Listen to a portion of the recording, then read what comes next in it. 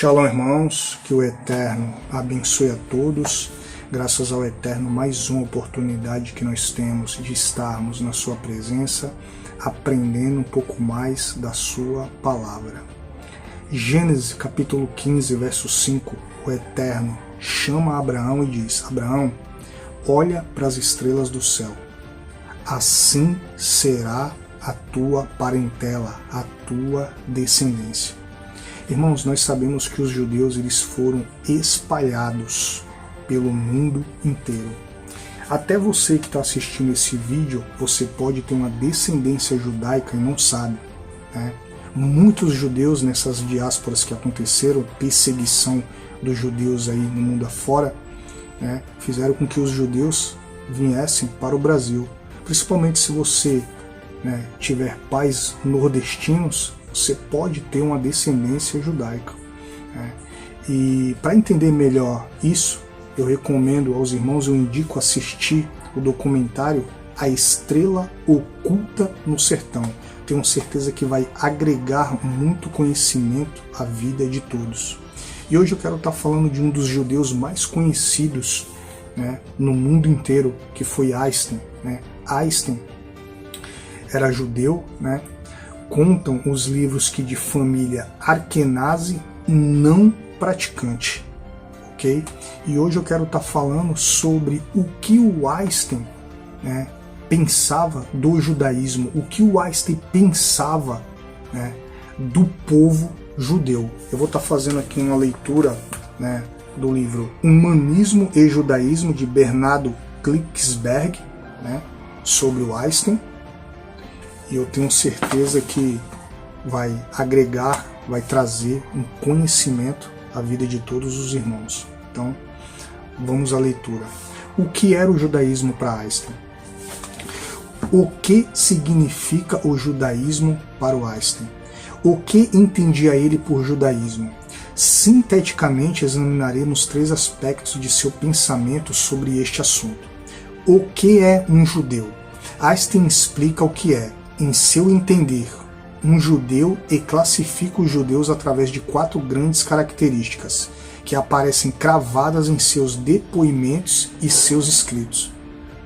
Em termos gerais, Einstein os identifica com o que chamou de o ideal democrático da justiça social ligado à concepção de ajuda mútua e tolerância entre os homens. Impressionava profundamente a Einstein a condição permanente observada pela experiência de toda a sua vida, da solidariedade judaica.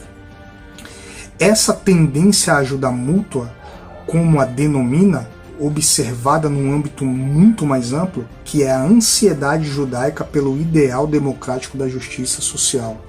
Irmãos, eu já li algumas coisas sobre esse assunto, né, relacionado aos judeus. Parece que eles têm uma necessidade de ajudar ao próximo. Não é à toa, irmão, que muitos prêmios Nobel, né, foram ganhos por judeus. Einstein identifica vínculos muito claros entre esta primeira característica do judaísmo e as fontes do judaísmo. Não faz rodeios ao destacar este aspecto, evidentemente em absoluta discrepância com os cientistas agnósticos que predominavam em sua época. Por isso Einstein disse: ser judeu representa em primeiro lugar reconhecer e seguir na prática dos princípios fundamentais de humanidade formulados na Torá, na sua palavra, sem os quais nenhuma comunidade composta de homens sadios e felizes poderia existir.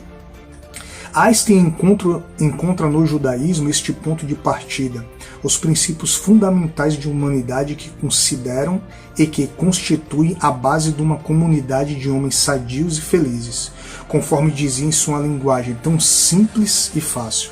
Para Einstein, em segundo lugar, ser judeu significa praticar uma espécie de culto pelo intelecto, pela cultura e pelo espírito. Olha que interessante, irmãos. Classifica isto como um traço central na identidade dos judeus, fomentando através das gerações no lar e no povo. Quando ele diz aqui, né, culto pelo intelecto, na hora eu lembrei de Romanos 12:1, quando o apóstolo Paulo fala: rogo-vos, pois, irmãos, pela compaixão de Deus, que apresentei os vossos corpos em sacrifício vivo, santo e agradável a Deus, que é o vosso culto racional, o vosso culto com inteligência. Então, olha só, né, irmãos? A gente vê o que Paulo, ou melhor, o que Einstein está falando aqui, né, conjumina com o que Paulo escreveu. Em terceiro lugar, esse traço característico representa como um componente central do antidogmatismo.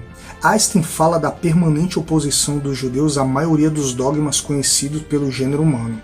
De forma eloquente, ele ilustra esse aspecto a partir de sua própria experiência de vida, ressaltando que os nazistas conseguiram captar esse fenômeno, entendendo que seus dogmas jamais poderiam ser aceitos pelos membros do povo judeu. Ali estava um irredutível núcleo diante ao qual ideologicamente implicava o nazismo. Nesse contexto, torna-se claro os motivos que levaram à queima de livros em praça pública, na qual tiveram prioridade os livros de Einstein e de outros proeminentes judeus alemães, sendo este um dos primeiros atos de barbaridade da ascensão de Hitler ao poder. A queima significativa, de algum modo, exorcizar o antidogmatismo dos judeus, livrar o nazismo desta permanente possibilidade de contradição contra a afirmação dos obscuros mitos e das infalíveis verdades que estruturavam os nazistas. Em quarto lugar, Einstein, com enorme sagacidade, observa que o singular do judaísmo não é somente essa pregação da democracia e da justiça social. Esse realce do intelectual e essa independência de pensamento sistemático, mas o que há de singular é o próprio exercício disso tudo na vida cotidiana, ou seja, a prática dos mandamentos. Tais práticas não são um luxo dos intelectuais judeus, dos dirigentes comunitários ou dos rabinos. Elas têm uma vigência em uma atuação muito mais ampla. Explica a ele que esses modelos ideais encontram sua expressão tanto nas coisas insignificantes, simples, né, como nas grandes. Ressalta que elas são transmitidas de pais para filhos, animam a conversação e os juízos entre amigos, enche as escrituras religiosas e ortogam a vida comunitária do grupo e a sua inconfundível estampa. Enfatiza Einstein está nesses característicos ideais a essência da natureza judaica. Segundo ele, tais ideais não são um patrimônio pertencente a uma elite, mas que pertence a cada lar. Constitui a tendência sistemática a qual tendem os lares judaicos, impregnam a atmosfera em seu conjunto. Isso é o que é, para Einstein, um judeu. Tal imagem não responde prontamente a todos os judeus, mas é a que surge das raízes e da vida do judaísmo. Esse modelo de vida é ao qual aspiram os judeus, mais esclarecidos e coerentes. É ao que tem aspirado a maioria do povo judeu durante períodos importantes e fundamentais de sua história. Interessante, né, irmãos? Uma das coisas que eu comento aqui, para finalizar esse vídeo, é que a vida do judeu é simples e baseada na Torá. Quero finalizar esse vídeo com uma frase bem conhecida do Einstein, que é a seguinte: o importante é não parar de questionar. Shalom, irmãos, que o Eterno abençoe a todos.